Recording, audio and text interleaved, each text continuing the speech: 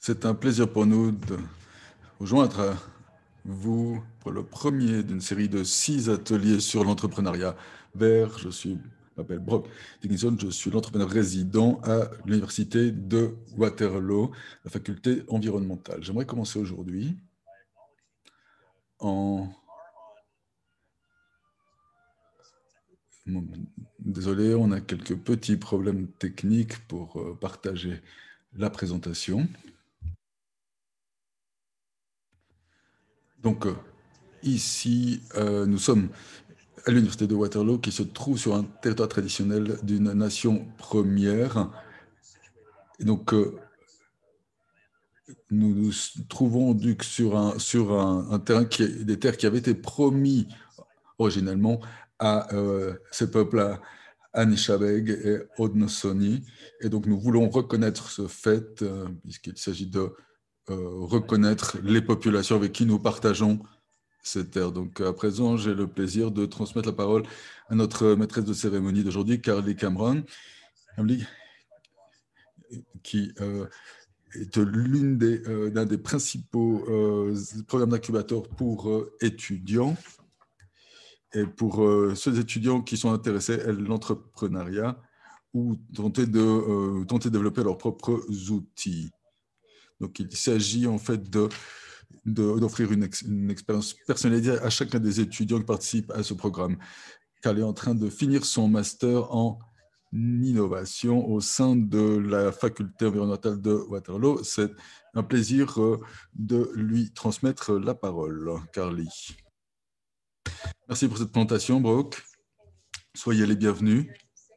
La première des séries ateliers consacrés à l'entrepreneuriat vert développé par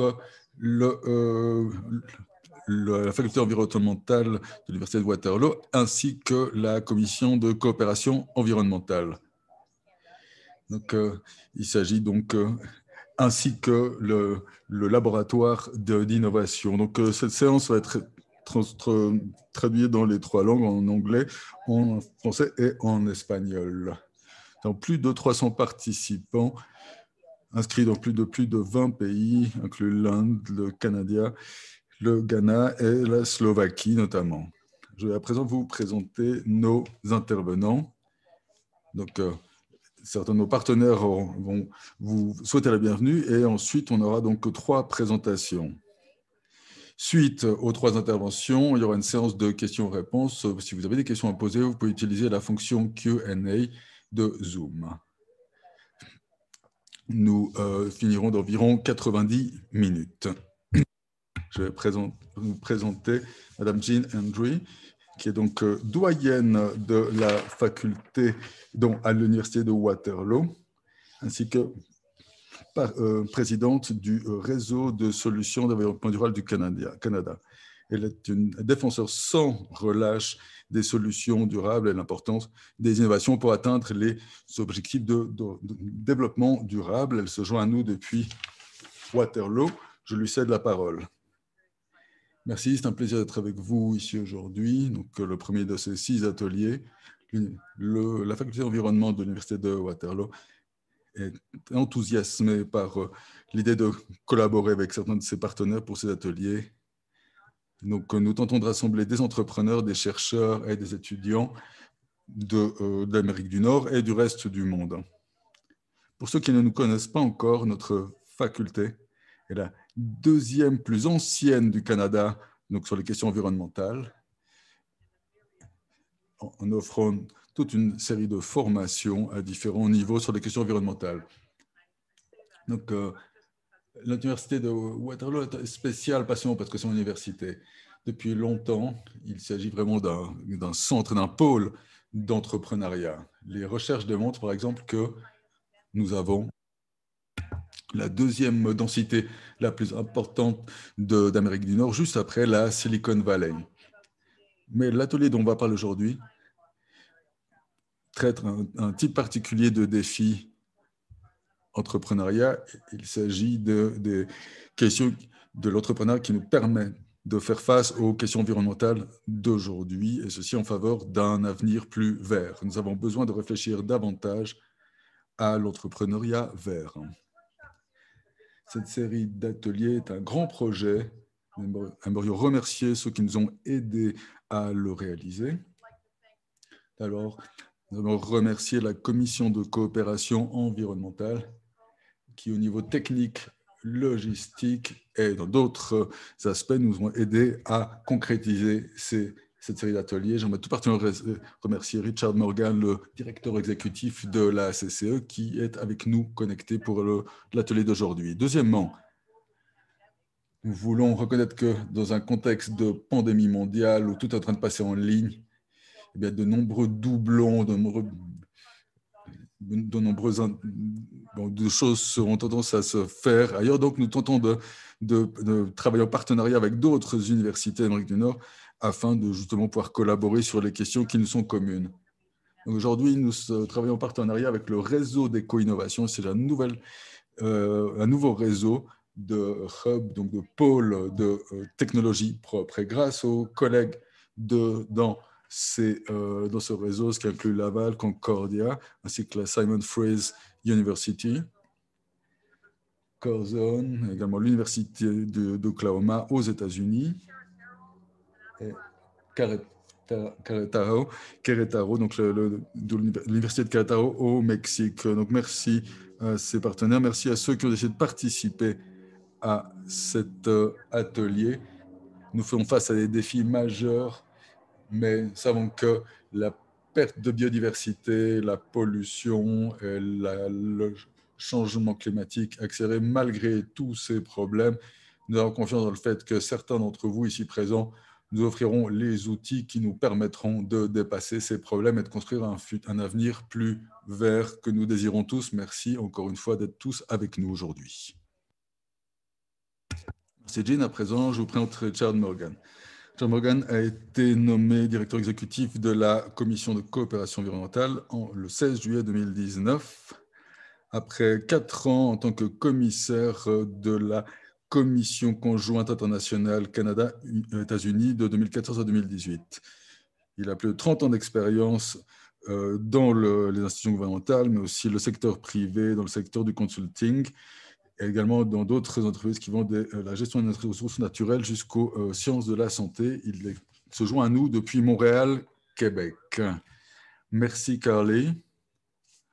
Je remercie tout particulièrement Madame Andrew. Merci pour vos mots si aimables. Merci également, Brooke, pour ces mots de bienvenue. Comme cela a été dit, je suis donc le directeur exécutif de la CCE. Nous sommes mieux connus comme la CCE.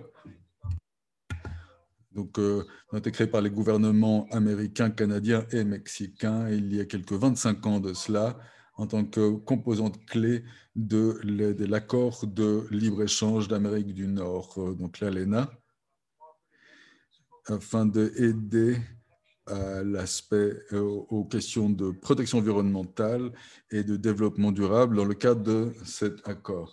Sur toute une questions telles que la pollution de l'air, jusqu'à la protection des écosystèmes et la surveillance des écosystèmes, nous collaborons avec des partenaires de différentes régions et de différents secteurs afin de mettre en œuvre des solutions qui protègent l'environnement d'Amérique du Nord.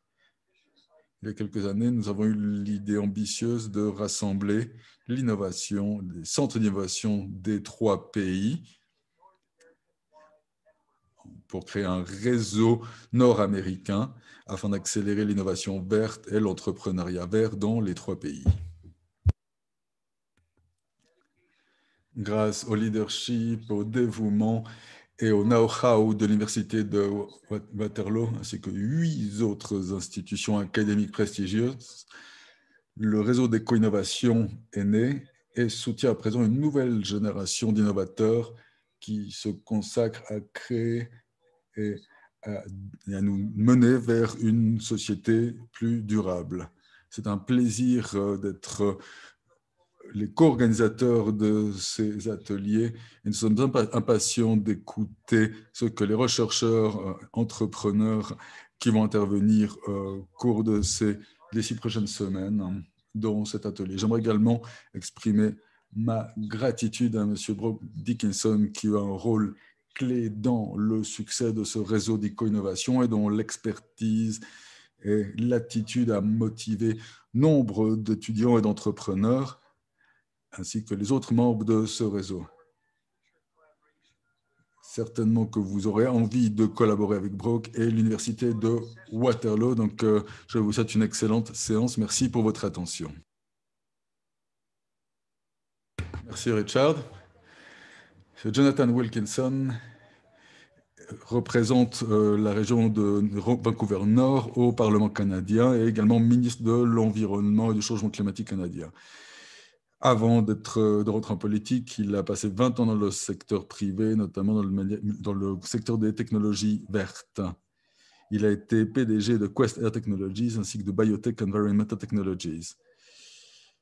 Monsieur Wilkinson s'est également formé en politique publique. Il partage avec nous ce message en vidéo depuis son bureau d'Ottawa. Bonjour, je suis Jonathan Wilkinson, ministre canadien de l'Environnement et du Changement climatique et donc co-président de la CCE. Merci à l'Université de Waterloo et la CCE à m'inviter à m'exprimer avec vous aujourd'hui. C'est un plaisir de me joindre avec vous, vous aider à lancer cet atelier consacré à l'entrepreneuriat vert, un forum qui rassemble la jeunesse d'Amérique du Nord pour trouver des solutions qui nous permettent d'accélérer faire avancer l'économie verte. Ce forum est très important pour moi puisqu'avant de rentrer en politique, j'ai passé plus de 20 ans en tant que directeur exécutif dans le secteur canadien des technologies propres, aidant notamment les entreprises à réduire leurs émissions de gaz. Le gouvernement canadien est convaincu que nous devons accélérer l'économie à croissance verte tout en luttant contre le changement climatique et en créant des emplois. Le monde fait face à des menaces existentielles liées au changement climatique et la perte accélérée de biodiversité. Nous sommes convaincus que dans le monde moderne, l'environnement et l'économie doivent aller main dans la main. La croissance économique doit se réaliser dans un cadre de durabilité environnementale. Et face à la pandémie mondiale aujourd'hui, voyons l'importance de la collaboration à tous les niveaux pour faire face à ces défis. Espérons que nous pouvons appliquer ces leçons à la lutte contre le changement climatique. L'organisation de ce forum est une excellente idée pour débattre de ces questions importantes. Je vous souhaite des débats fructueux. Merci.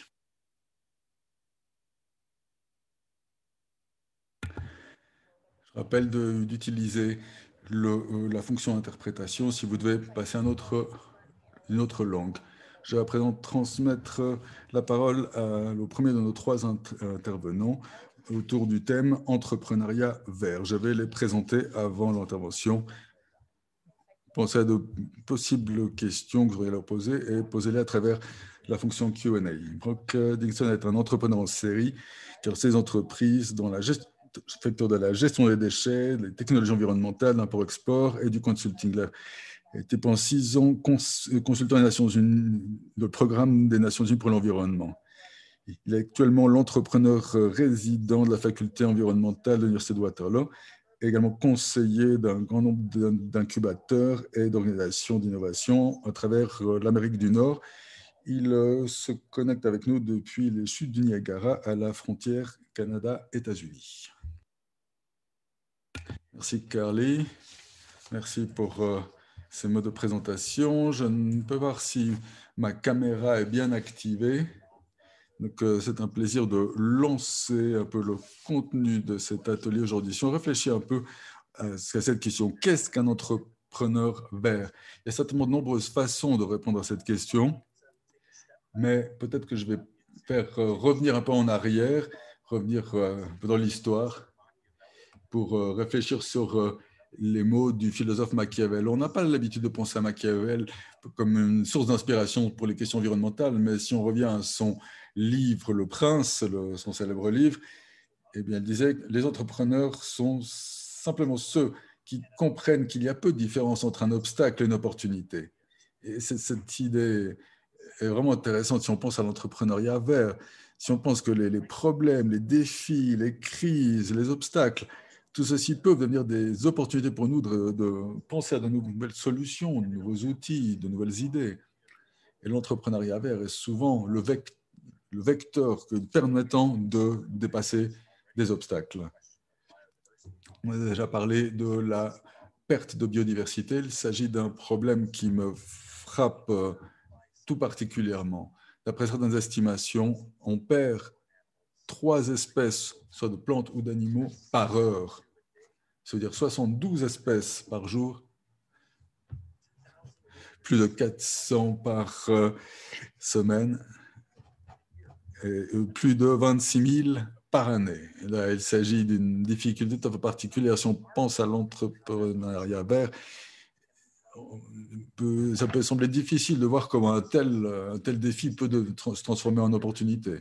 On peut réfléchir à d'autres types de problèmes. En septembre, le septembre dernier, c'était le mois de conscientisation sur le cancer des ovaires. Il s'agit d'une maladie qui tue quelques 12 000 femmes par année en Amérique du Nord. Et souvent, face à un tel problème, c'est pas facile de penser à des solutions. Mais si on pense justement à ces obstacles, eh bien peut-être que l'entrepreneuriat vert peut nous montrer certaines directions à suivre en transformant justement ces obstacles en opportunités. Dans les années 90, des scientifiques se sont rendus compte que dans le Leaf du Pacifique, on trouvait une substance qui représente la seule substance permettant efficacement de traiter le cancer des ovaires. Et on s'est rendu compte que cet if du Pacifique, cet arbre, était une espèce en danger. C'est une espèce qui était au bord de l'extinction dans les années 90. Et au moment où on découvre justement cette possibilité de soigner le cancer des ovaires, eh bien, on a réalisé que si cet if disparaissait, on ne pourrait pas l'utiliser de cette façon. Donc, on a sauvé justement l'if de la disparition, même en développant des plantations entières, comme ce qu'on voit à l'écran, d'if du Pacifique. Et donc, grâce à on a pu sauver l'if de l'extinction et ainsi sauver la vie de quelques 12 000 femmes en Amérique du Nord par année. Et donc, aujourd'hui, l'industrie de l'if du Pacifique crée des milliards de dollars et emploie des milliers de personnes à travers le monde. Voilà un des meilleurs exemples d'entrepreneuriat vert, démontrant justement comment les obstacles peuvent devenir des opportunités. Lorsqu'on parle d'entrepreneuriat vert, on parle de quelque chose un peu différent de ce qu'on a l'habitude de débattre lorsqu'on parle d'entrepreneuriat. En général, l'entrepreneuriat, ça concerne un peu plus que simplement lancer une affaire. Ça veut dire déplacer des obstacles, créer des solutions, créer des projets qui nous permettent de distinguer de nouvelles opportunités. Dans un tel contexte, l'entrepreneuriat, ça peut être justement la création d'une affaire, mais ce n'est pas forcément une affaire. Ça peut, par exemple, créer une entreprise sociale, une organisation sans but lucratif, ou parfois utiliser des nouveaux outils au bénéfice des collectivités où nous vivons. On peut trouver différentes définitions de l'entrepreneuriat. Voilà ce que j'ai tiré d'une page Wikipédia. Et il s'agit de réfléchir à l'entrepreneuriat pas seulement d'un financier, mais plutôt comme une manière d'organiser des ressources humaines, d'organiser les investissements, les technologies, mais les organiser pour créer des structures, telles que les entreprises, des projets qui transforment des idées en innovation viable. Et ce type de définition me frappe par leur similitude avec la définition que les Nations Unies ont développée il y a déjà plusieurs années autour du concept de développement durable. Et donc, si on justement compare ces deux définitions, on voit un grand nombre de similarités. On voit que tant l'entrepreneuriat et la durabilité consistent à utiliser des ressources, des investissements, des technologies, pour créer des innovations qui transformeront le monde autour de nous. Il s'agit d'une idée puissante parce que, en un certain sens, ça veut dire que l'entrepreneuriat et la durabilité sont un peu des concepts parallèles. Et, leur proximité permet justement de nombreuses connexions. Une manière de comprendre là, c'est de s'intéresser aux OD, des objectifs de développement durable des Nations Unies. L'ensemble de 17 objectifs de développement qu'en tant que communauté internationale, nous avons décidé de travailler d'ici à 2030. Si on regarde plus particulièrement certains de ces objectifs, on commence à comprendre le rôle que l'entrepreneuriat peut jouer pour créer un futur plus vert. Certains de ces ODD, le lien entre leurs objectifs et l'entrepreneuriat me semble assez évident. Par exemple, l'objectif 8, travail décent et croissance économique, ou l'objectif 1, pas de pauvreté. On peut voir comment l'entrepreneuriat a un rôle à jouer pour les atteindre. Pour nombre de ces objectifs, le rôle pour les entrepreneurs est encore plus important. Par exemple, l'objectif numéro 6 parle d'eau propre et d'assainissement. Le 7 parle d'énergie propre et d'un coût abordable. Pour moi, il est clair que si on réfléchit à ces objectifs, on aura besoin de nouveaux outils, nouvelles technologies, nouvelles idées pour y parvenir. L'une des manières les plus efficaces de mobiliser ces outils et ces technologies, c'est à travers l'entrepreneuriat. On peut réfléchir à des objectifs plus amples, tels que le 12, consommation et production responsable, ou le 13, sur le changement climatique. Donc, il faut bien réfléchir au changement systémique dont on aura besoin pour y parvenir. Et en ce sens, il est clair pour moi que l'entrepreneuriat sera l'une des manières de parvenir à la transition dont nous avons besoin. Et la manière avec laquelle nous pouvons y parvenir dans le petit laps de temps qui nous reste d'ici à 2030. Alors, l'entrepreneuriat a un avantage sur d'autres types de mobilisation de ressources grâce à la rapidité avec laquelle on peut justement appliquer des nouvelles idées. On parle souvent de différents types d'entrepreneuriat vert, différents courants d'activité dans l'entrepreneuriat vert.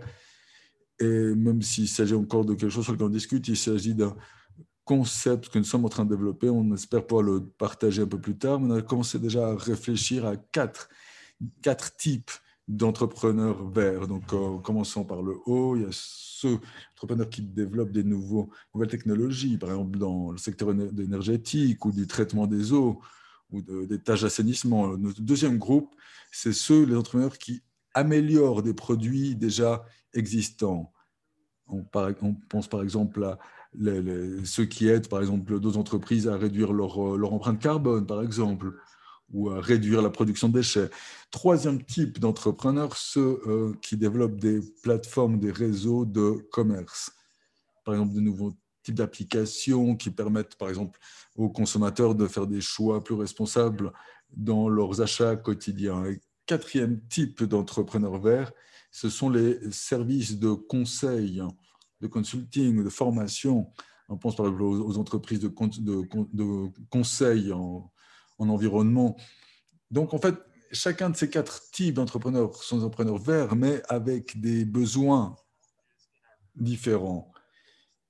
Et donc, dans le système actuel d'aide à l'entrepreneuriat, c'est qu'on n'a pas souvent des bonnes dispositions pour aider ce type d'entrepreneurs. Certaines de ces activités sont mieux aidées que d'autres. Par exemple, la première catégorie, ceux qui développent des nouvelles technologies, le traitement des eaux ou l'assainissement des sols, souvent ces technologies sont bien aidées grâce aux structures d'aide qu'on a développées. En Amérique du Nord, on a des incubateurs, des accélérateurs, des réseaux de soutien, des programmes de mentorat pour les nouveaux entrepreneurs. Mais nombre de ces programmes ont été développés dans les années 80-90. Donc, à une époque où le rôle des startups n'était pas forcément le même. Et donc, il s'agissait souvent d'entreprises de logiciels ou de matériel informatique. Donc, les structures d'incubation et de soutien n'ont pas été forcément pensées pour soutenir les entrepreneurs verts. Il existe des difficultés pour ces entrepreneurs verts que n'affronteront pas forcément d'autres types d'entrepreneurs. Et que les structures de soutien existantes ne traitent pas correctement. si on pense par exemple aux incubateurs traditionnels qui existent dans la région, si on pense par exemple aux espaces dans lesquels ils travaillent, la possibilité de travailler dans des espaces où différentes entreprises peuvent collaborer. Donc, c'est un très bon environnement pour des développeurs de logiciels, par exemple, mais pas forcément pour des entrepreneurs verts. Si vous vous intéressez aux technologies de traitement des eaux, ou d'assainissement des sols, ou des technologies agricoles, vous aurez besoin d'un autre type d'espace pour tester ces technologies. Autre type de problème, si on pense à la manière avec laquelle les structures d'aide traditionnelles ont traité la question de l'escalabilité, de l'évolutivité. Donc, les problèmes d'échelle ont été abordés d'une certaine manière. Si par exemple on développe une application pour smartphone, on peut travailler d'une manière beaucoup plus indépendante. On n'a pas besoin des infrastructures traditionnelles de téléphone physique.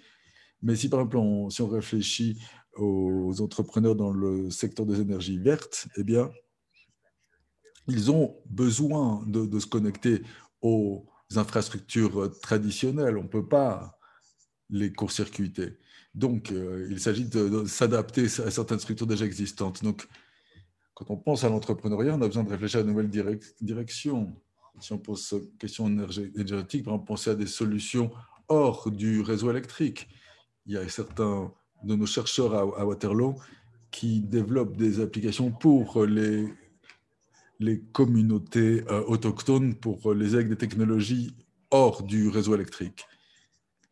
Mais dans d'autres cas, il faudrait permettre aux entrepreneurs de collaborer avec des structures déjà existantes. On va écouter plus tard mon collègue de Duke Energy. Ils ont fait un travail extraordinaire pour réduire ces obstacles en connectant ces nouveaux entrepreneurs aux structures déjà existantes. Mais ce que moi, ça me dit, c'est qu'il existe différentes solutions intéressantes, des idées, mécanismes de soutien pour les entrepreneurs verts. Et au cours des 6 prochaines semaines, on va creuser donc l'idée que, afin de mieux voir où les entrepreneurs verts, par où ils peuvent commencer. Donc au cours de ces 6 ateliers, on va explorer ça en détail. Donc on va voir toute une série de concepts pertinents pour des jeunes entrepreneurs qui font face à certains des obstacles et qui voient aussi certaines des opportunités qui existent dans ce secteur. Sans plus attendre, je rends la parole à Caroline. Merci, Brooke. Je vous rappelle que les questions seront à la fin. Notre prochain intervenant est Bob Irvin. Irvin a plus de 30 ans d'expérience dans le secteur industriel, du leadership stratégique. Il a mené les efforts de transformation dans 3 entreprises de services importantes, TVA, Duke Energy et la NYSEG. Il dirige actuellement Joule, un accélérateur sans but lucratif pour les énergies propres. Il a un MBA de Chapel Hill, maîtrise en gestion environnementale de la Duke University. Il s'exprime depuis Charlotte, en Caroline du Nord. Merci, Caroline. Oui, sujet intéressant. C'est un plaisir de pouvoir parler de ce que nous faisons ici à Charlotte. Nous collaborons avec différentes entreprises, peu importe le type d'entreprise, mais les entreprises de services ne sont pas les plus faciles à gérer lorsqu'il s'agit de technologies nouvelles. Alors, je voulais continuer sur le thème de l'entrepreneuriat vert. Donc, par exemple, si on parle de Elon Musk, entrepreneur vert, si on pense à d'autres exemples au Canada,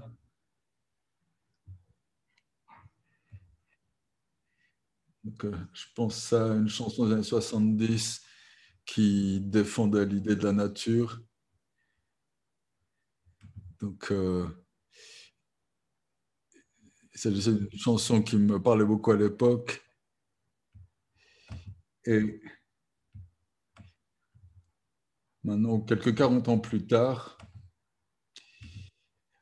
la faculté d'environnement de la Duke University s'est renforcée, et notamment sur les différents sujets qu'on va aborder au cours de cet atelier.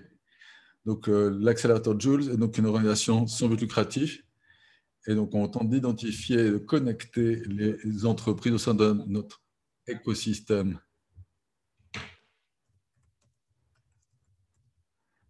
Si on pense à ce que c'est que justement l'entrepreneuriat vert, on peut penser aux technologies propres, aux technologies durables. Bon, il y a différents types de technologies. Donc, il existe de nouvelles organisations qui tentent d'aider ces startups à pouvoir se lancer le plus rapidement possible sur le marché.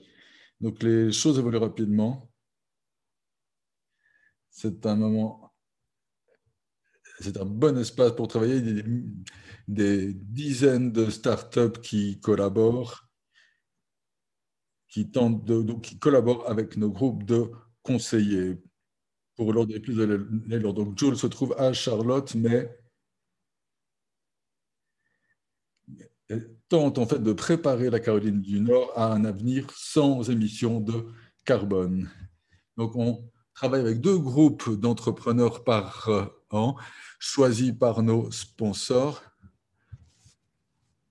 Donc, on se rassemble et on choisit ceux qui nous semblent les plus intéressants. On se, on se centre sur une période, le futur à 1 à 3 ans. Donc, on doit s'intéresser par exemple aux technologies prêtes à être mises sur le marché. Donc, nous ne sommes pas un incubateur, nous sommes un accélérateur. Ce n'est pas la même chose. Donc, l'accélérateur tente justement de faire avancer plus rapidement les entreprises. Parce que le bien le plus rare, le plus précieux pour les entrepreneurs, c'est le temps.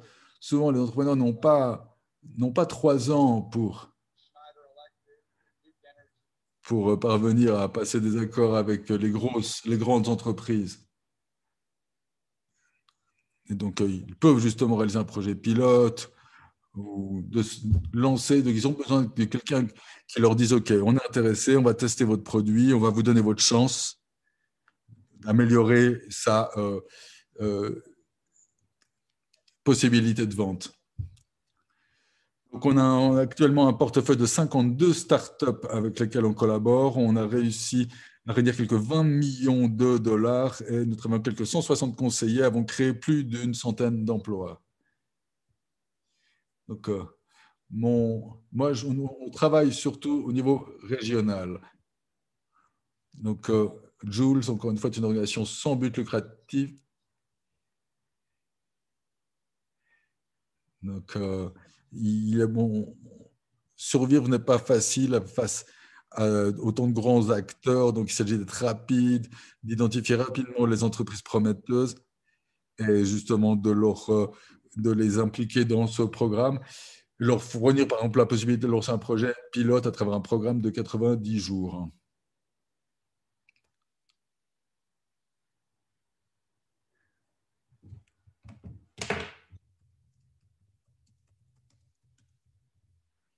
Alors, voici un peu une image qui représente un peu notre réseau de partenaires. Donc, dans certains cas, il s'agit de municipalités, d'universités ou d'entreprises. Donc, l'ensemble de ces partenaires se rassemblent 2 fois par année et décident le type de technologie que l'on veut soutenir.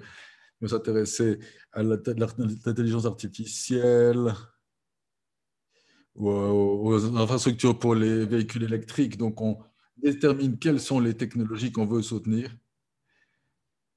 La plupart de ces entreprises ont leur siège ici en Caroline du Nord. Et ensuite, on va faire notre travail de sélection de 8 entreprises avec lesquelles on va collaborer. Donc, on vient de lancer notre septième groupe d'entreprises que nous soutenons. Et en ce qui concerne les financements,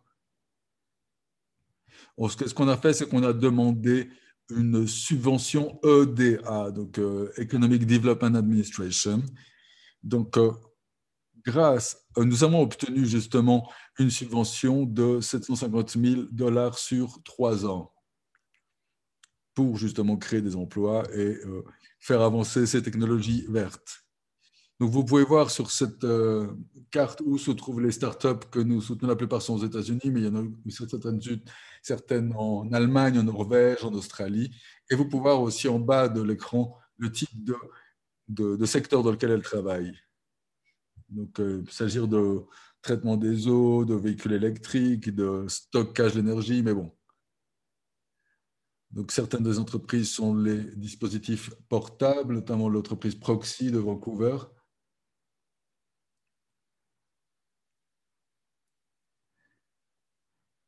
Donc, nous sommes un accélérateur, ce qui veut dire que nous tentons de collaborer avec des entreprises qui sont déjà prêtes au niveau technologique, des entreprises qui existent déjà concrètement. Hein, il ne s'agit pas de théorie, il ne s'agit pas d'idées. Il s'agit de technologies concrètes et prêtes à être commercialisées. Donc, certaines entreprises ont eu beaucoup de succès. C'est le cas de notre de Smart Cognition, qui travaille sur l'intelligence artificielle. Donc, on a pu les aider à lancer un projet pilote. Donc, on a pu les aider notamment en termes d'infrastructure énergétique. Notre entreprise, celle de Roadbotics, a aidé la municipalité de Charlotte à des tâches d'aménagement du territoire urbain. Dynamics collabore avec la ville de Charlotte pour les aider à atteindre leurs objectifs d'énergie durable. Donc, certaines municipalités ont posé des objectifs, mais elles n'étaient pas sûres d'y arriver. Donc, il y a des entreprises qui les aident à les atteindre. Donc, on peut fixer, je ne sais pas, d'arriver à un taux zéro d'émission de CO2 d'ici à 2030. Eh bien, une entreprise telle que ceci leur montre quel est l'état de la situation et voir comment, à partir de certaines décisions prises par rapport à l'efficacité énergétique. Par exemple, en transformant les bâtiments commerciaux, les rendre plus efficaces, ben voici les économies d'énergie que vous parviendrez à faire. Donc, cette entreprise Dynamics a un logiciel qui permet justement aux municipalités de faire ce type d'estimation. Et donc, voilà un peu le type d'entreprise avec lesquelles on collabore. Donc, j'espère que bon, nous avons un bon réseau au niveau régional, mais on n'a pas des milliers d'entrepreneurs verts ou d'entreprises de technologie propre qui remplissent nos conditions.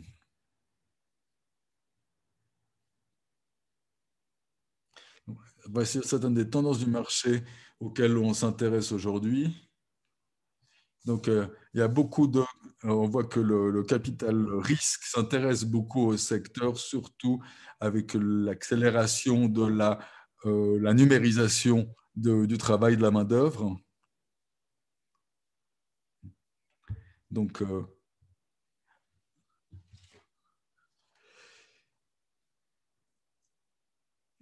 donc un peu le type en fait, de secteur avec lequel on collabore. Par exemple, il y a 5 ans, dans mon secteur, il n'y avait pas encore beaucoup d'acteurs. Mais maintenant, eh bien, dans le secteur énergétique, par exemple, que je connais bien, eh bien, on voit que les acteurs se sont multipliés. Et on voit également des accélérateurs qui se multiplient. Et, et donc, là encore une fois, moi, c'est par rapport aux entreprises au fait de bien sélectionner les entreprises avec lesquelles on lance des projets pilotes, que l'on va pouvoir mesurer nos succès. Nous ne sommes pas encore une fois un incubateur, on est un accélérateur, donc on n'offre pas d'installation, de laboratoire. Ce que l'on offre, c'est un accès aux directeurs, aux PDG de grandes entreprises, de cadres supérieurs, afin de pouvoir rapidement passer des accords de collaboration avec eux. Donc, nombre de nos entreprises ne sont pas forcément en concurrence. Donc voilà encore une autre. Voilà, on voit les tendances, numérisation de la main-d'œuvre. On voit également l'action climatique du secteur privé, par exemple.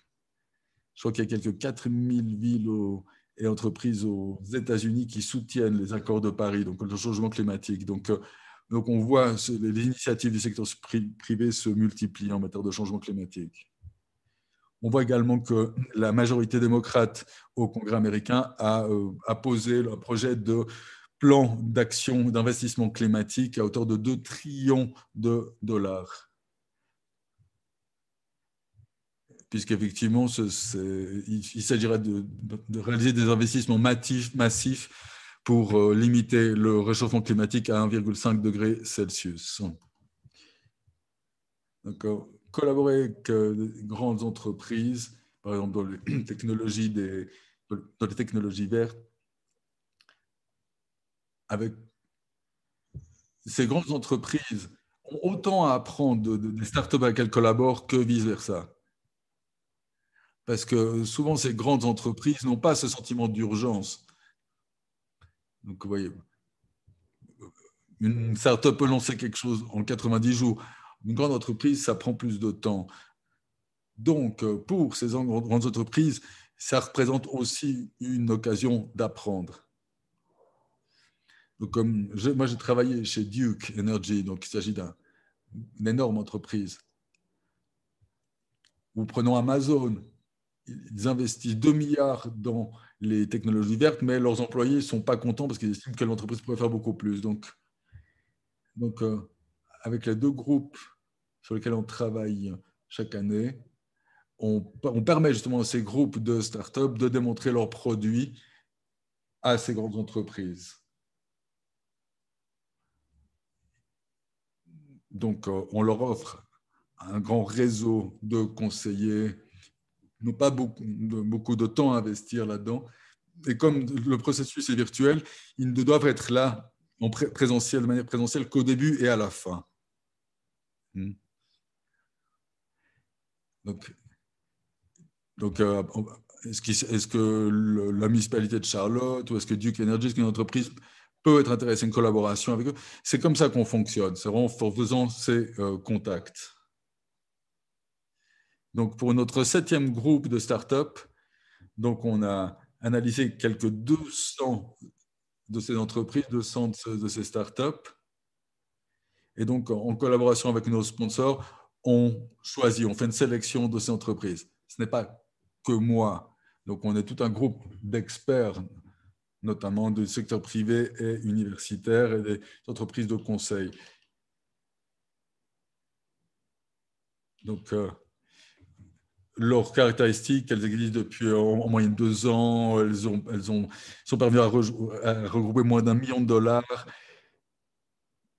Les 3 pays représentés par les startups de notre portefeuille, 2 sont basés en Caroline du Nord.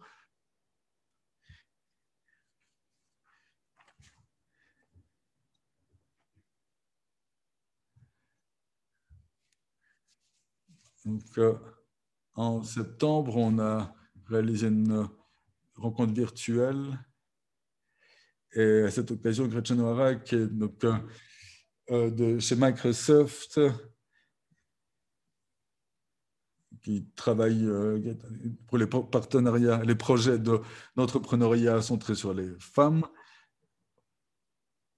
Gretchen est également membre de notre réseau, donc de Joule. Elle fait partie de notre conseil d'administration. Et donc, on s'est justement réunis pour choisir les entreprises avec lesquelles on va collaborer. Et voici celles qu'on a choisies, les 8 entreprises choisies. Vous pouvez voir un peu les secteurs de travail. Ça peut être contre les inondations, dans d'autres, dans l'amélioration des systèmes d'air conditionné ou différents secteurs. Mais ce qui se passe, c'est que ces 8 entreprises vont rencontrer nos conseillers et ensuite, en janvier, on les reverra en janvier pour qu'elles partagent avec nous leur expérience.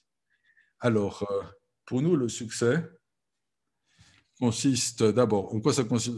Bon. une action concluante. Ça consiste d'abord à une implication avec la communauté, c'est de former notamment la région à une économie sans carbone. Donc, si on compare les prix de l'énergie entre la Californie et la Caroline du Nord, eh bien, on se rend compte que l'énergie est beaucoup moins chère chez nous qu'en Californie. C'est parfois difficile de défendre des idées telles que celle de l'efficacité énergétique, mais un autre facteur de succès important pour nous, c'est le développement de business. Donc, il s'agit de les aider à lancer des projets pilotes afin qu'elles parviennent à tirer des fonds de capital risque ou de sponsors ou d'autres acteurs. Et troisième facteur de succès, le développement économique. Espérons que ces entreprises vont pouvoir créer des emplois dans la région, même si elles ne sont pas de la région. Mais peut-être que si les choses fonctionnent bien pour elles chez nous, eh bien, elles vont peut-être ouvrir un bureau chez nous. Mais encore une fois, il s'agit d'associer donc ces entreprises afin, au bout du compte, de réduire les émissions à effet de serre pour Charlotte et sa région. Et voilà ce que vous voyez à l'écran, c'est donc un témoignage de Adolphe Bargava, qui a donc collaboré avec nous de l'entreprise WaveGrid, notamment dans le secteur des infrastructures pour les véhicules électriques. Et grâce à notre soutien, il a pu justement trouver des investissements importants. À partir de là, il a pu créer des emplois et, en définitive, eh bien, travailler au bien-être de notre région. Donc, voilà un peu ce que l'on fait chez Joule. Donc, j'aurai plaisir de répondre à vos questions. Donc, merci pour le temps que vous m'avez donné pour partager notre histoire. Il s'agit encore une fois de tous collaborer puisque nous parlons d'un seul même écosystème pour l'Amérique du Nord. Bon, il y a des questions intéressantes qui nous parviennent. Donc, troisième intervenant, Steven Wilson, vice-président de l'accélérateur Foresight Cleantech, diplômé de la Sanders School of Business avec une licence en commerce, sa carrière dans les entreprises marketing avant de passer à l'électronique. Il a travaillé dans des startups, notamment dans la question des éclairages LED. Il a géré des équipes petites comme grandes pour trouver des fonds, lancer des produits et trouver des solutions pour des questions de vente complexes. Il se joint à nous depuis Vancouver, en Colombie-Britannique. Merci beaucoup pour cette présentation. Merci Brooke et l'Université de Waterloo.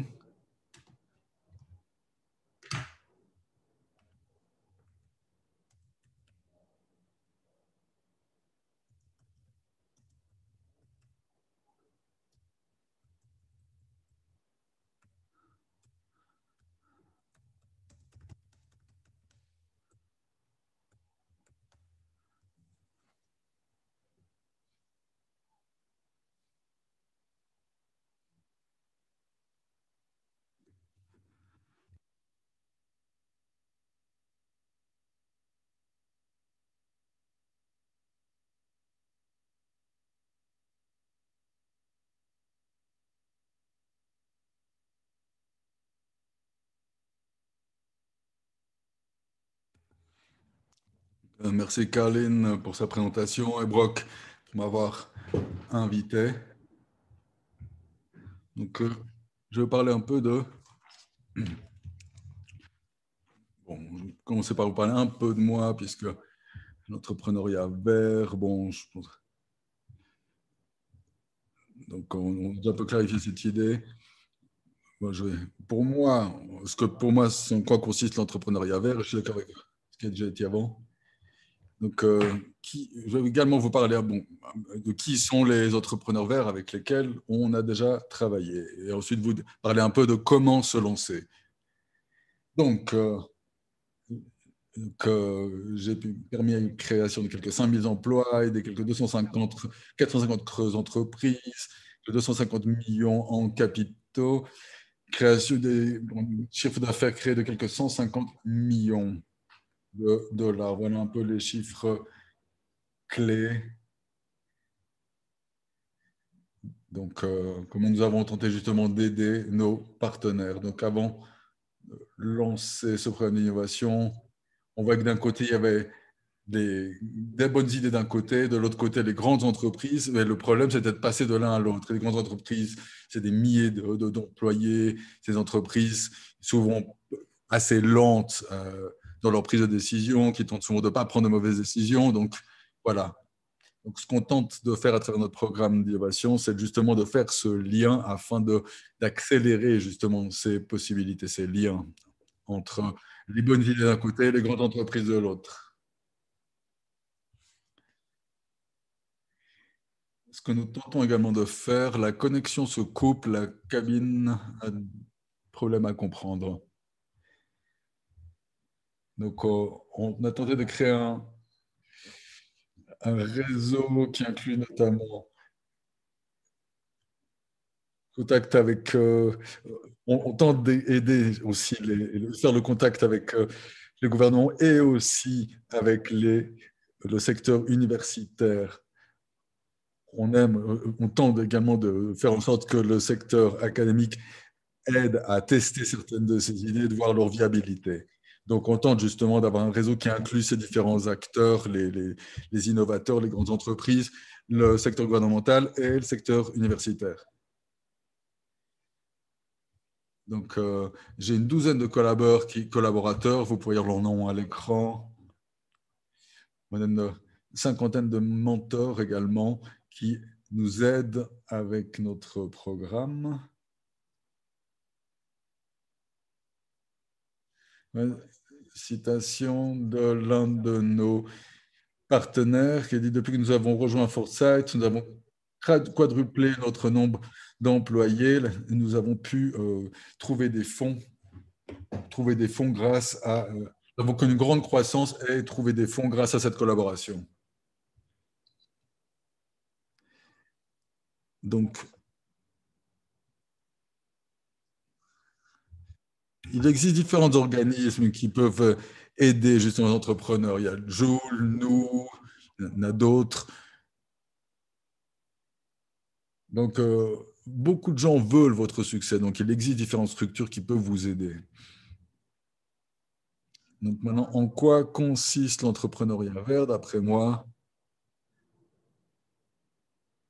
Donc, quelque chose que j'ai tiré d'un document sur l'entrepreneuriat vert.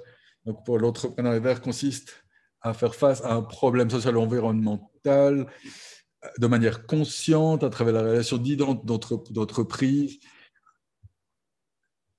dont les effets seront positifs pour l'environnement et financièrement durables.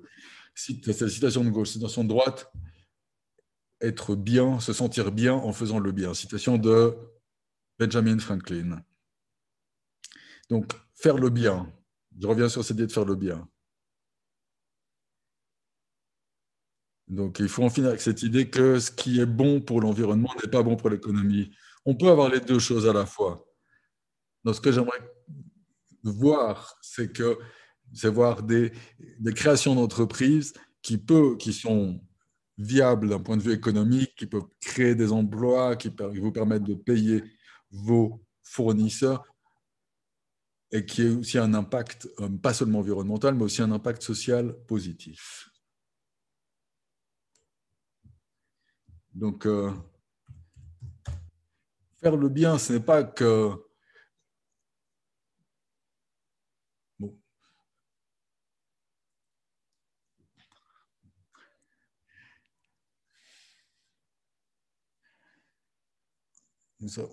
on peut...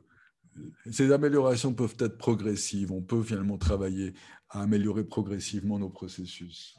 Mais j'aimerais à présent prendre certains exemples d'entrepreneurs verts que je connais. Premier exemple, celui de Garrett Brown de l'entreprise Clear. Clear est devenus célèbres parce que parviennent à une amélioration de 1 ou 2% dans la production d'énergie solaire. Ça peut sembler peu de choses, mais ce 1 à 2% en fait change beaucoup de choses. Si on pense à si on pense à 1%, si on parle de 100 fermes solaires, eh bien, si on pense à une centaine de fermes solaires, eh bien, avec une amélioration d'1%, ça fait une ferme solaire en plus sans avoir rien à construire. Donc, ce 1% est important. Garrett avait une longue expérience dans le secteur. Il a travaillé quelques 10 à 12 ans dans le secteur des fermes éoliennes avant de se lancer.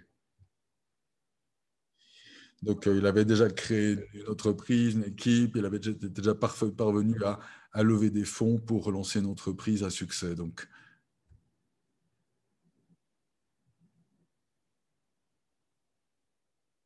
il y a une formation d'ingénieur en mécanique.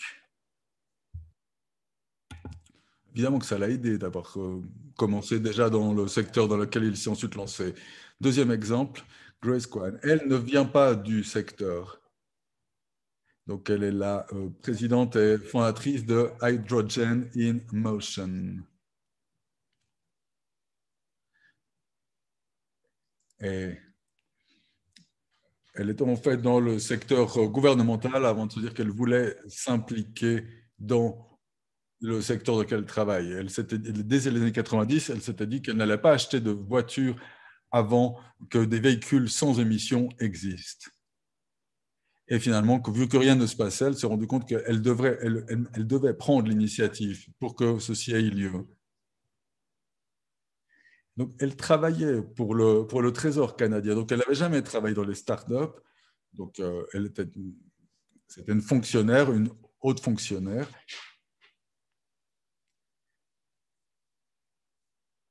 Et ce qu'elle s'est rendue compte, c'est que le transport par hydrogène était le meilleur secteur pour faire avancer la question des transports. Et donc, elle a créé une entreprise qui se consacre à ce secteur-là.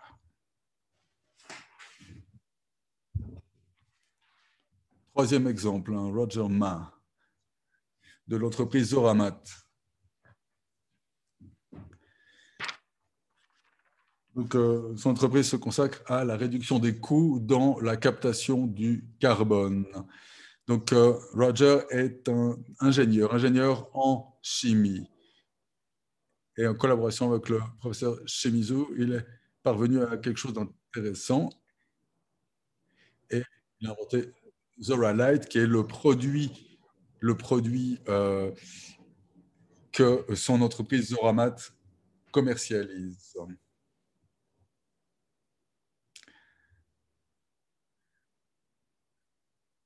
Donc, voilà un peu le parcours qu'on s'imagine souvent. Quelqu'un qui a une longue formation universitaire et après de longues recherches a la chance de trouver une solution.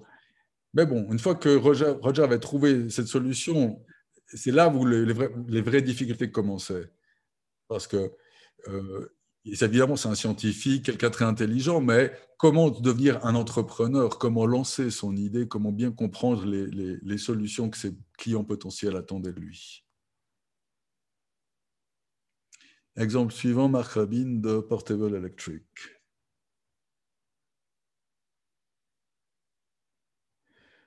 Quelqu'un dit un jour qu'on devait en finir avec le diesel, avec les générateurs diesel, que la meilleure chose pour protéger la planète, c'était d'en finir avec le diesel. Eh bien,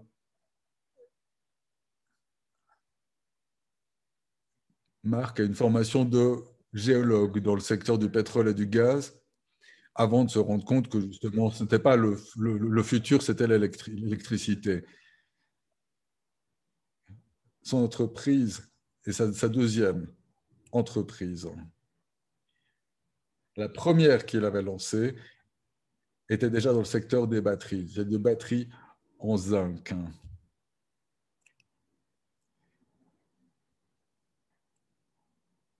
quelques années plus tard, il a fait partie d'une nouvelle équipe de travail dont Portable Electric est né. Vous savez, tout n'est pas aussi simple que ça. On ne va pas forcément clair sur le fait que les solutions soient les bonnes solutions. Et moi, quelque chose qui m'impressionne avec Marc, c'est qu'au départ, son principal client, c'était l'industrie du film. Et on l'a choisi parce qu'en fait, les générateurs produits par Portable Electric étaient plus silencieux. Pas parce qu'ils étaient plus économes énergétiquement, parce qu'ils étaient plus silencieux, donc ça arrangeait l'industrie du film. Et l'entreprise qu'il a créée, donc c'est sa vingtaine d'employés qu'il avait lancée, avait disparu à cause de la crise du Covid, mais vu que c'est un entrepreneur dans l'âme, donc sa première start-up, et donc il est vite passé sur des applications portables et tenté rapidement de s'adapter à la crise du Covid. Du Covid dépendait surtout de l'industrie du film qui évidemment a été stoppée à cause de la pandémie. Donc il s'est très rapidement adapté à la nouvelle situation. Exemple suivant, Taylor McCartan de l'entreprise Beambreeze. Taylor est un licencié en sciences politiques. Et c'est pendant qu'il faisait sa maîtrise qu'il s'est rendu compte que la question du compost, l'importance du compost, que même si composter les déchets organiques était une bonne chose, tout le monde ne le faisait pas. Et le problème, c'est que beaucoup de gens ne le font pas parce que les poubelles à compost puent. C'est ça le problème. Donc, il a commencé à réfléchir sur des solutions possibles, à former une équipe pour trouver une solution à ça. Et maintenant, eh bien, il vend son produit, justement des poubelles qui ne sentent pas, à travers tout le Canada. Donc, malgré le fait que c'est un diplôme en sciences politiques, donc il n'avait aucune formation scientifique, il avait simplement une très bonne idée qu'il a réussi ensuite à concrétiser. Exemple suivant, Trevor Burgess de l'entreprise BoltSafe. Donc, Trevor est un entrepreneur en série. Sa première entreprise, c'était un laboratoire d'ophtalmologie. Il vient d'une famille d'optométristes, donc pour lui, c'était un peu un passage logique à partir de sa licence en biologie. Et suite à ce laboratoire, il a lancé une deuxième entreprise, celle-ci.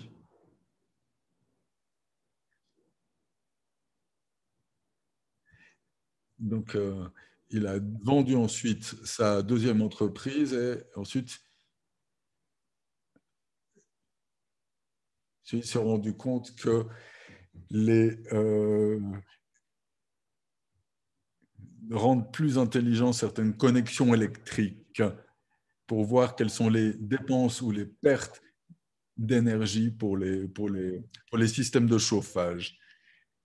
Et quel est l'impact en termes de dépenses énergétiques et en termes d'émissions de CO2. Donc, il a lancé un projet là-dessus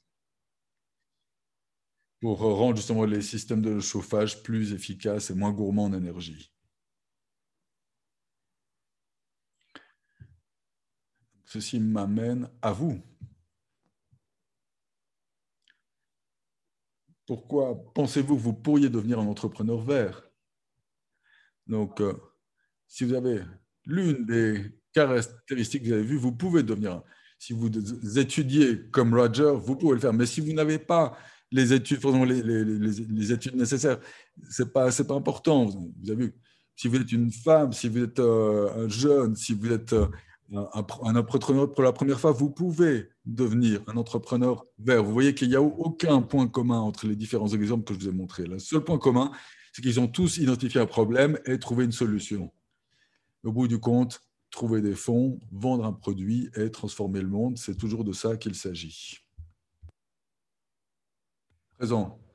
J'espère que ça va vous inspirer. Donc, je vais parler de comment se lancer. Je vais vous dire comment je me suis lancé. Ben, il faut commencer dès aujourd'hui, ne pas attendre. Parler avec des clients. que ce que l'assurance, c'est des gens qui pensent plus à leurs solutions qu'aux problèmes des clients potentiels. Ce qui est important, c'est de voir quels sont les problèmes des clients. Si vous voulez un impact au niveau mondial, vous devez vous centrer sur les problèmes des clients. Donc, parler justement avec des clients potentiels, ça va justement vous donner une idée plus claire de ça. Et troisième point, demander de l'aide. Encore une fois, il existe de nombreuses organisations prêtes à vous aider, justement Foresight. Il existe beaucoup d'organisations locales, même des gens qui vont peut-être vous dire non, vos solutions ne m'intéressent pas, finiront peut-être par vous aider. Donc, demandez autant d'aide, toute l'aide dont vous pouvez avoir besoin. Merci beaucoup.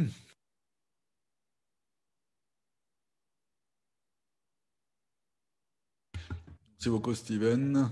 Je vais passer à la séance de questions-réponses. Nous avons une vingtaine de minutes pour cela. Je vais commencer avec question pour Brock. Et ensuite, je passerai à Steven. Première question. Quelles sont les opportunités en entrepreneuriat vert dans les pays hors développement et les communautés isolées, les communautés défavorisées? Oui, on parle de beaucoup de... Bon, la question est très large, mais moi, ce que j'aime, c'est de penser que l'entrepreneuriat vert, bon, souvent les systèmes, les technologies ne sont pas autant au service de certaines communautés que d'autres. Des idées qui ne sont pas au bénéfice de tous. On peut penser par exemple à l'exemple des systèmes de téléphone physiques classiques, donc qui exigent des poteaux et des câbles. Donc, ce qui fait que dans de nombreux endroits, particulièrement dans les pays en développement, je sais pas, au Bangladesh, ou certains pays d'Afrique subsaharienne, eh bien, les infrastructures téléphoniques n'ont pas été créées de telle sorte que la plupart des gens puissent y avoir accès. Et si on pense maintenant à la technologie actuelle de smartphone, eh bien, on peut justement, grâce à ces nouvelles technologies, passer à quelque chose de nouveau pour justement euh, combler ces lacunes. Donc, par exemple, si on voit ce qui s'est passé au Bangladesh, eh bien, on voit une entreprise de téléphonie mobile qui permet justement de fournir des services de téléphonie à l'ensemble du territoire. Ben, voilà une idée qui s'applique à l'entrepreneuriat vert. On se rend compte que nombre des idées, des modèles d'affaires, des entreprises ne font pas face aux besoins et aux défis actuels. Donc, on peut justement, il s'agit de tenter de décarboniser l'économie, de protéger l'environnement, réduire la pollution en tentant d'aller au-delà des infrastructures ou des structures existantes. Et tout ceci, ces nouvelles technologies, veut dire que justement les communautés qui n'ont pas accès à certaines de ces technologies traditionnelles peuvent agir tout de même. On peut justement dépasser certains des obstacles traditionnels. Par exemple, les communautés autochtones, le rôle de certaines de ces nouvelles technologies pour les communautés autochtones, voilà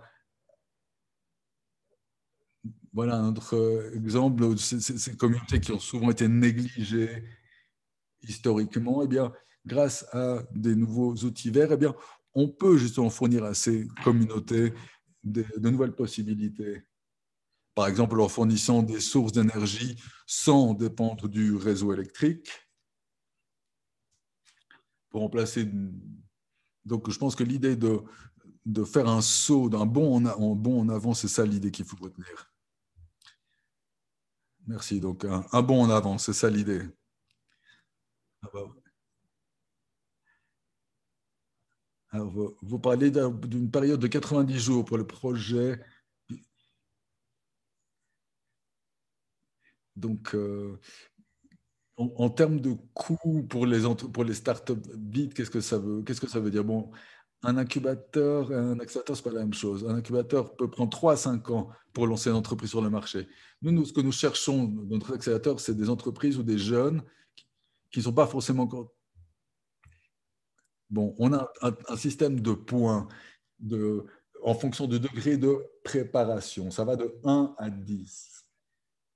Donc, 1, c'est une simple idée, et 10, c'est une idée déjà prête à être commercialisée. Donc, on tente, nous, de centrer sur les entreprises qui ont une note entre 8 et 10, autrement dit, des entreprises qui prêtent à commercialiser leurs produits. Donc, pour nous, le processus de sélection de ces entreprises est important. Donc, on s'adresse justement aux entreprises que l'on sent prêtes à faire, justement, à sauter le pas et rentrer sur le marché. Des entreprises qui ont déjà un produit viable. Et donc, nous, notre travail consiste justement à tenter de bien sélectionner ces entreprises prêtes. Et à partir de là, après les avoir bien sélectionnées, lancer un projet pilote avec elles. Bon, en fait, on doit travailler comme ça parce qu'on n'est que deux. On n'est que deux chez Joule et on n'a pas beaucoup de fonds et on doit démontrer des résultats.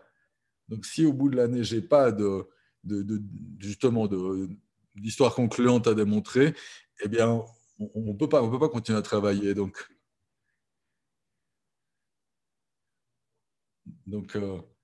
c'est une entreprise qui existe depuis 2, 3 ans. Donc, voilà, c'est un peu le modèle d'entreprise avec lequel on fonctionne.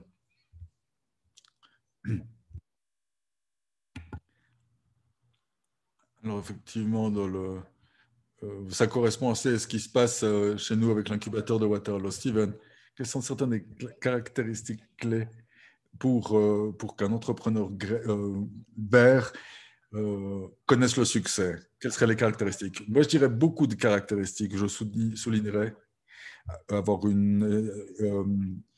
avoir une mentalité ouverte. Un exemple d'une discussion que j'avais eue avec le PDG d'une entreprise qu'on a aidée, quelqu'un qui avait qui en était déjà à sa deuxième entreprise, qui va se consacrer au traitement des déchets. Donc pour lui, chaque jour, il a besoin il est autant d'être en contact constant avec ses clients. Après 6 ans de travail dans le domaine du traitement des déchets, il sait qu'il ne sait pas tout et qu'il doit continuer à apprendre. Donc, il attend constamment des feedbacks de ses clients. C'est quelqu'un de très intelligent, mais qui est conscient qu'il n'en sait pas assez sur ses clients. Et donc, à partir du moment où on est conscient justement de nos limites, c'est là où on a avoir l'humilité de le reconnaître. Donc ça, c'est première. Deuxième caractéristique, ne pas hésiter à demander de l'aide. Donc, donc certains peuvent s'adresser à nous, à Forsat, et ensuite s'adresser à d'autres accélérateurs, commencer par un incubateur, ensuite passer à un accélérateur, ou s'adresser à différents acteurs. L'accélérateur de Houston aussi. Donc, n'hésitez pas à demander de l'aide.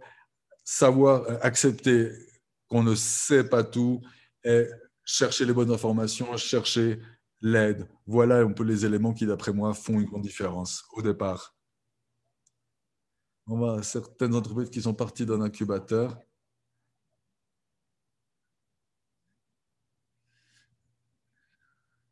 Mais effectivement, il faut savoir demander de l'aide quand c'est nécessaire, c'est une bonne qualité. Une question pour l'ensemble d'entre vous. Brock, quelles sont les opportunités pour le secteur de l'immobilier en matière d'entrepreneuriat vert? L'immobilier. Oui, une question intéressante. Si on réfléchit un peu la manière avec laquelle le Covid a modifié la manière avec laquelle on utilise les espaces physiques, hein, comment utilisons-nous nos espaces? Comment est-ce que le secteur immobilier, le secteur de la construction s'adapte aux défis actuels? Deux choses que j'aimerais dire. Tout d'abord, si on veut soutenir les activités de l'entrepreneuriat vert, on doit inclure justement ce secteur-là. Donc, il ne s'agit pas que de construire des bâtiments verts, mais il s'agit de voir comment le secteur de l'immobilier contribue à faire en sorte que notre impact soit positif. Par exemple, on a on a construit un bâtiment à l'université Waterloo qui s'appelle, qu'on présente un peu comme le bâtiment le plus vert du Canada, puisqu'il s'agit d'un bâtiment qui produit davantage d'énergie qu'il en consomme, notamment à travers les panneaux solaires et d'autres technologies. Ben voilà le genre de choses, le genre d'initiatives auxquelles on doit réfléchir. Si on veut transformer le secteur de l'immobilier, il faut pas, il faut commencer dès maintenant. Il faut déjà dès maintenant commencer à expérimenter avec ces nouvelles technologies et commencer à démontrer que les bâtiments verts auront un impact positif tant pour les questions environnementales, mais aussi un impact économique positif pour les entreprises immobilières qui se consacreront à la construction de tels bâtiments. Ouais. On a certaines entreprises justement du secteur immobilier qui ont, pour lesquelles ça a bien marché. Par exemple, des startups qui ont un logiciel qui analyse justement dans la région, qui collabore avec 3 entreprises de bâtiments afin d'améliorer les opportunités de zoning, de parvenir au zoning dont les collectivités ont besoin. Donc, il s'agit de créer les trottoirs, les voies d'accès. Donc, voilà, il s'agit de. Donc, ça, c'est un des projets qu'on a soutenu et on a soutenu d'autres projets en efficacité des bâtiments, comment améliorer l'efficacité énergétique de certains bâtiments, notamment à travers un bon nettoyage des systèmes de ventilation et d'autres. Mais bon, si on pense par exemple à la construction de, de maisons privées, donc de logements privés, eh bien, on a une de ces entreprises qu'on a soutenues. Et il y a certaines de ces entreprises, justement, font les choses différemment. Par exemple, la Duke University a tenté aussi de développer des projets intéressants dans ce domaine-là.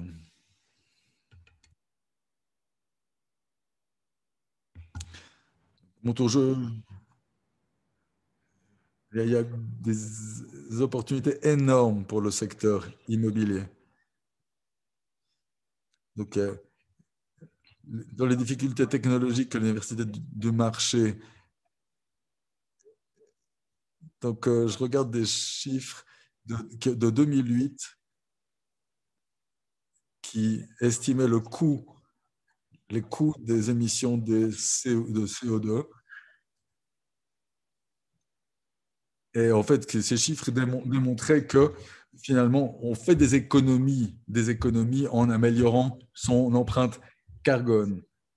Donc, ça rapporte de l'argent de mieux isoler un bâtiment, de réduire la consommation d'énergie. Donc, il existe de nombreux modèles d'affaires ou d'opportunités d'affaires dans ce secteur. Comment inciter ces entreprises à utiliser les meilleures technologies actuelles, certaines technologies qui ont encore très peu pénétré. Donc, il y a certaines technologies qui ne devraient plus exister et qu'on continue encore d'utiliser.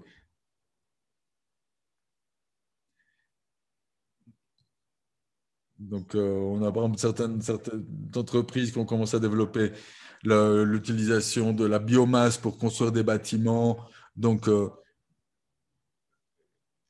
il existe énormément de difficultés techniques, mais aussi de difficultés dans le secteur des affaires elles-mêmes, comment inciter ces entreprises à adopter ces nouvelles technologies.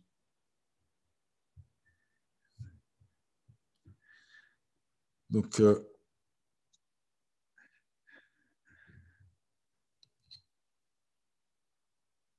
la connexion se coupe.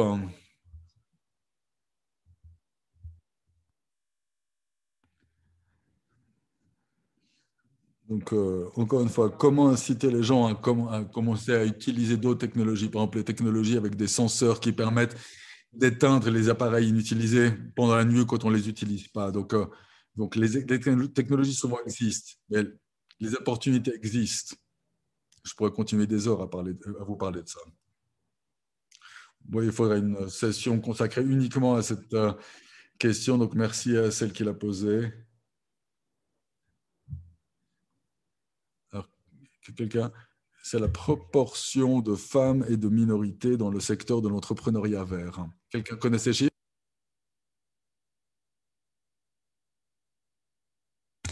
Je ne sais pas. Ce que je peux vous dire, c'est qu'à l'université de Waterloo, quand on se réunit avec les personnes intéressées, je dirais que quelques 60% de ceux qui s'adressent à nous sont des femmes. Quelque chose, 60%. Donc, on voit que ce groupe d'entrepreneurs, il y a une surreprésentation des femmes. Voilà, je parle à partir de mon expérience personnelle. Je n'ai pas de chiffres précis là-dessus, mais je pense que l'entrepreneuriat vert est un secteur peut-être plus ouvert que ceux qui ont été marginalisés par les approches traditionnelles de l'économie, ceux qui ont été un peu laissés de côté parce que simplement ils n'appartenaient pas au sérail ou parce que ils ne voulaient pas forcément suivre les règles de ces industries déjà existantes. Donc souvent, ces secteurs verts sont plus ouverts à ceux qui arrivent avec une autre formation, un autre profil.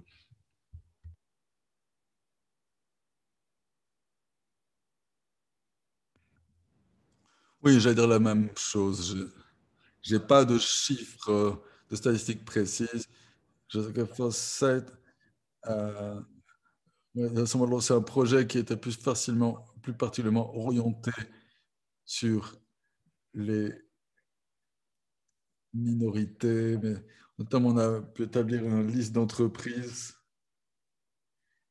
qui sont dirigées par des femmes des gens issus des minorités parmi les entreprises que l'on soutient.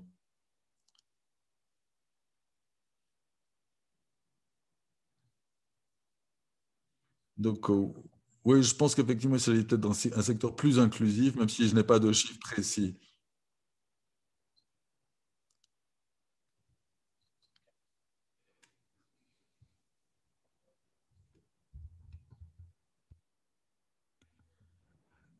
Puisque nous sommes au bout de la séance de questions-réponses. Je m'excuse pour ceux qui ont envoyé des questions que l'on n'a pas eu le temps de répondre. Je suis sûr que nos intervenants seront peut-être prêts à répondre à vos questions par email. Donc, un grand merci à Brock, Bob et Stephen. Nous apprécions votre participation, vos connaissances. Merci également. Un grand merci aux 161 participants connectés en ce moment. Vous avez tous voulu apprendre davantage sur ces questions, ce qui est une très bonne chose. Donc, je repasse la parole à Brock pour conclure. Oui, comme Khaled a déjà dit, nous apprécions que vous ayez été aussi nombreux à avoir participé. J'espère que vous continuerez à le faire aux autres séances. Donc, avant de conclure, j'aimerais remercier Carly pour avoir été la maîtresse de cérémonie. Et merci. Bon, tous ceux qui ont participé à cette séance n'ont pas vu plutôt le travail d'organisation préalable, mais il y a eu beaucoup de travail. Donc, j'aimerais également remercier la CCE pour avoir soutenu la réalisation de cet atelier, César pour la partie technique, les interprètes. Et merci également Richard Morgan d'avoir resté avec nous pour l'ensemble de la séance. Merci d'avoir démontré votre soutien à cet atelier. Comme j'ai dit, il s'agissait du premier d'une série de 6 ateliers sur les questions d'entrepreneuriat vert. Donc, pour les 6 prochaines semaines. Donc, la semaine prochaine, à la même heure, nous nous intéresserons à la question de comment lancer une entreprise verte. Comment se lancer. Donc, on nous a posé la question de l'inclusion. Ben, vous voulez voir que la prochaine fois, vous voyez à l'écran, les 4 intervenantes seront des femmes. Et, en provenance de différentes parties de notre continent. notamment Adriana qui est de la ville de Sainte Catherine, Mme Claudia Sanchez, professeure au Mexique. Donc, nos 4 intervenantes, nous espérons que vous nous rejoindrez pour écouter ces 4 intervenantes sur comment lancer une entreprise verte le 3 novembre à la même heure. N'hésitez pas à inviter davantage de gens à participer aux prochains ateliers consacrés à l'entrepreneuriat vert. Merci encore une fois pour votre soutien. Nous vous espérons vous voir la semaine prochaine. Merci.